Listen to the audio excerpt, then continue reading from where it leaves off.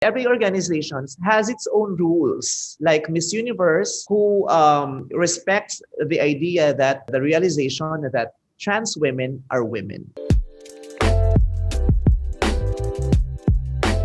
Alam mo, pag tinatanong ako dyan ng mga kaibigan kong bakla, sinasabi ko, bakit ba pinoproblema niyo yung pinoproblema niyo yung pagsali ng mga trans dun sa pageant? Eh, hindi naman tayo ang may-ari ng franchise.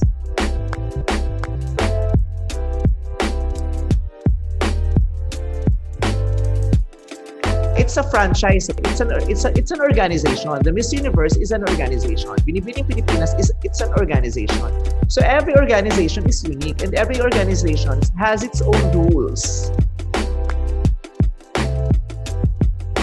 Kung rule nila yan, na pumayag sila sa na pumayag silang tanggapin ng trans community, bakit ka makikialam? Rule nila yan. Parang bahay yan eh. Kung sa bahay nila pwede, sa bahay mo hindi, bakit kailangan saklawan mo yung ginagawa nila sa bahay nila? Di sa bahay mo gawin yung paniniwala sa sarili mong bahay. So Miss Universe, it's okay. It is allowed. And we should celebrate that. That's a win-win situation for the LGBTQ community. May mawawala ba sa diba?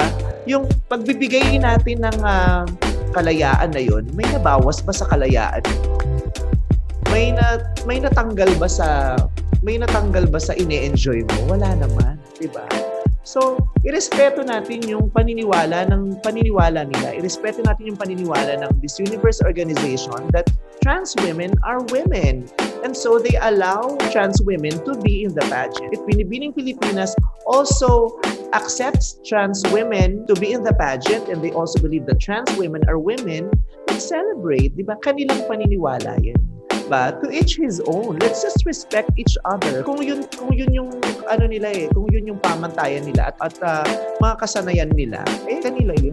Let's just respect it. So it's a big win for the LGBT community that there is an organization, Miss Universe, who respects the idea that the realization that trans women are women. So it's a win.